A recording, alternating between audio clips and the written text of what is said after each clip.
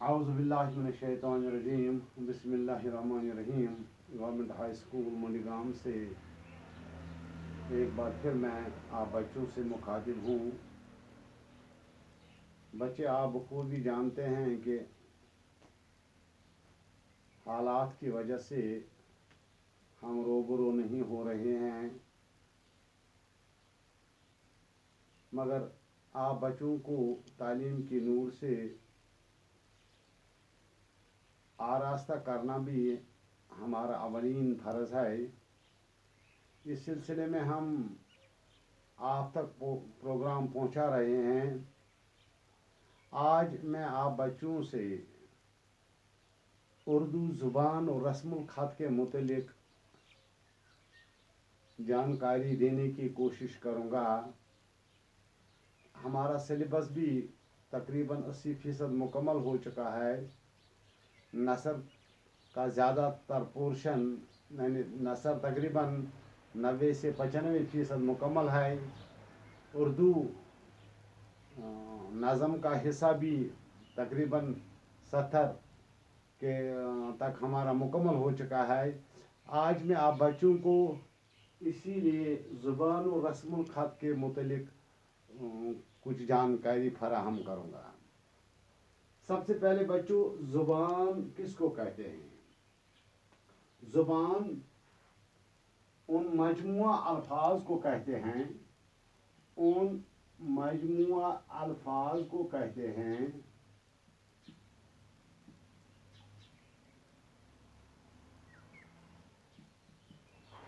جن کے ذریعے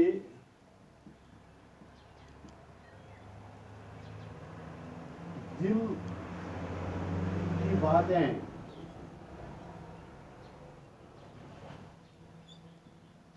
دوسروں تک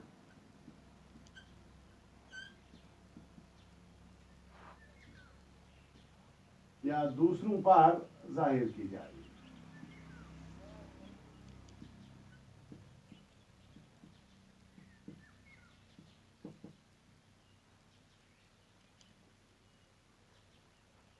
ہم دو طریقوں سے دوسروں تک اپنی بات پہنچاتے ہیں. جب ہم زبان سے کوئی بات دوسروں تک پہنچاتے ہیں تو اس کو تقریری کہتے ہیں. تقریری.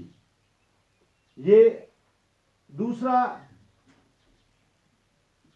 تقریری، زبان سے دوسروں تک اپنے خیالات یا اپنی بات پہنچانے کے طریقوں کو ہم کیا کہتے ہیں؟ تقریری. اور اگر یہ زبان یہ اپنی بات دوسروں تک ہم پہنچائیں گے زبان سے نہیں بلکہ تحریر سے، یعنی کسی کتاب پر لکھ کر دوسروں تک اپنی بات پہنچائی، اسے تحریری کہتے ہیں. تقریر اور تحریر میں یہ فرق ہے کہ جب ہم تحریر کرتے ہیں تو یہ صدیوں ہزاروں سال تک یہ تحریر دوسرے لوگوں تک پہنچتی رہتی ہے، اور ہمیں کسی بھی قوم کے تہذیب، کسی بھی قوم کے چال و چلن، طور طریقے، سیاسی، معاشی اور حالات سے بخوبی واقفیت ہوتی ہے. جبکہ تقریری طور ہم اپنی بات ان لوگوں تک پہنچائیں گے جن لوگوں کو تحریر پڑھنے کی فرصت نہ ہو، لیکن ہماری تقریر سے، چند لمحوں یا چند گھنٹوں کی تقریر سے ہم ان تک وہ بات پہنچائیں گے جو تحریری طور پر وہ دنوں یا مہینوں میں حاصل نہیں کر سکتے ہیں. یعنی تقریر اور تحریر میں یہی فرق ہے. اب یہ جو زبان ہے، زبان جو ہے نا، یہ زبان ہمیشہ ایک حال پر قائم نہیں رہتی ہے. اس میں ہمیشہ ترمیم یا تبدیلی آتی رہتی ہے. جو زبان آج سے صدیوں ہزاروں سال پہلے بولی جاتی ہے وہ آج اپنی شکل میں ہمارے سامنے موجود تو نہیں ہے. اب زبانوں کے اس بننے یا بگاڑنے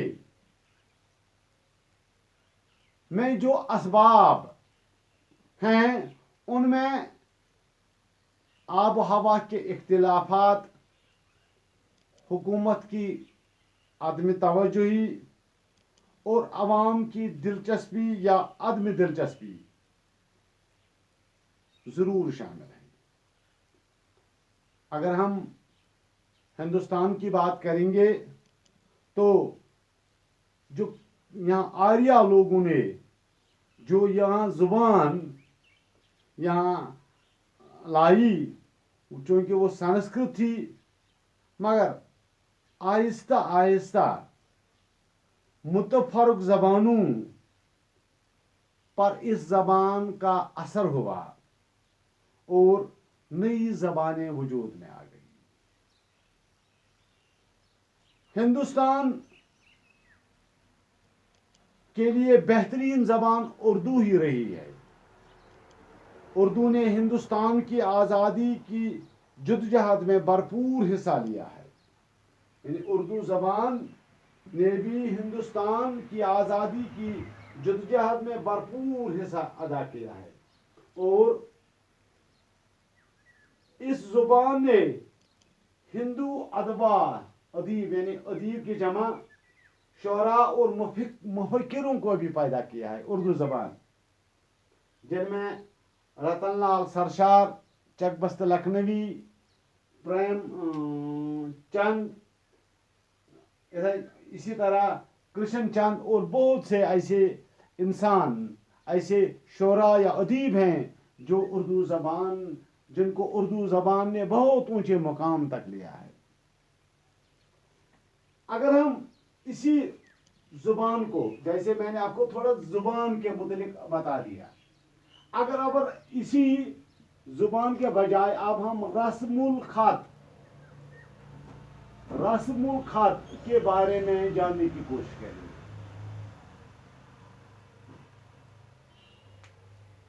پہلے بچوں، دنیا میں 3 رسم الخط ہیں.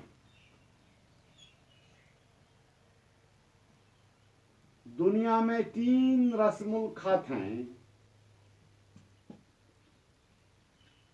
نمبر 1 کو ہم نستعلین کہتے ہیں.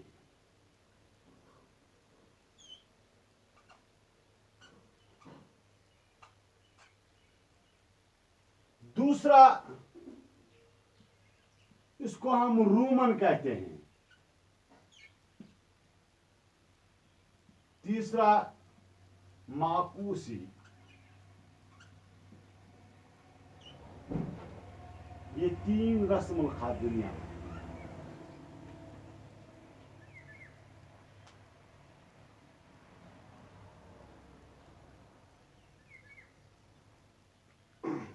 ایک اور بھی ہے جس کو ہم توفیقی.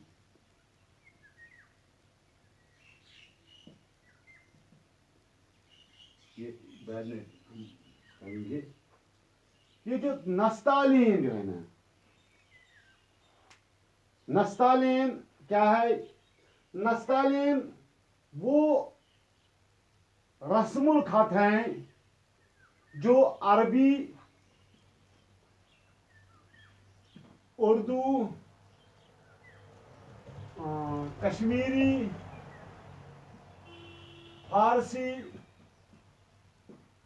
اور دیگر اور کچھ گوجری وغیرہ زبانوں میں لکھنے کے لیے استعمال ہوتا ہے. یعنی جو دائیں طرف سے شروع کیے جاتے ہیں. Number 2 Roman. رومن انگریزی اور دیگر یورپی زبانیں. انگریزی اور دیگر یورپی زبانوں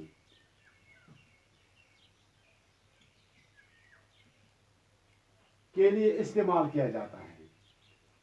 तीसरा जो है माकूसी, ये माकूसी जिसमें शक्ल बनाई जाती है,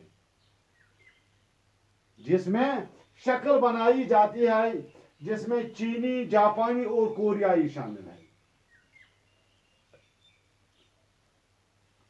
इस थोड़ा अगर ये प्रोग्राम लंबा भी हो जाए, कोशिश मैं करूंगा, या अगर आप थोड़ा थोड़ा मैं समझाने की कोशिश करूंगा आपको। तीसरा जो है, ये चौथा, ये तौफीकी है। तौफीकी वो जिसको हम वही की तरफ इशारा करते हैं। अब एक तरफ वक्त की कमी इसलिए यहाँ महसूस होती है क्योंकि एक बहुत बड़ा प्रोग्राम यूट्यूब पर अपलोड करना ये भी मुश्किल हो जाता है। अब मैं थोड़ा सा ये नस्तालेन, आप बस ये समझ लीजिए, नस्तालेन, नस्तालेन का जो रस्म खत है, एक को हम कहते हैं खत नस्क, दूसरे को कहते हैं खत नाल तालीक,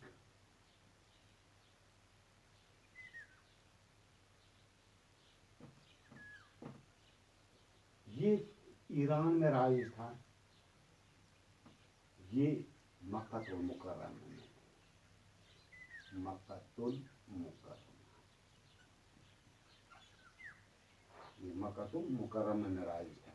और इन दोनों को इन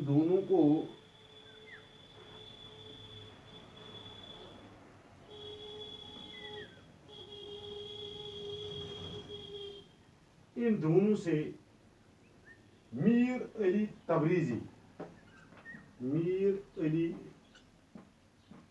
तबरीजी ने एक रस्मुल खत,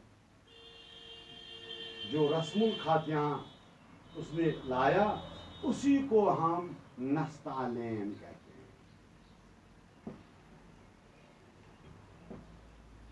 प्यारे बच्चों, मैंने आपको इस रस्मुल खत के बारे में एक मुख्तसर जानकारी इसलिए दी, आप खुद भी घर पर पढ़ने की कोशिश करें, और इससे हमें ग्रामर को समझने या उर्दू ज़ुबान को समझने में बहुत आसानी पैदा हो जाएगी।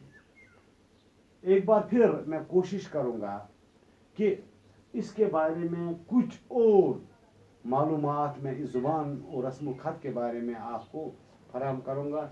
इंशाल्लाह अगले प्रोग्राम में ज़रूर ये कोशिश करूँगा। बाकी वस्सलाम।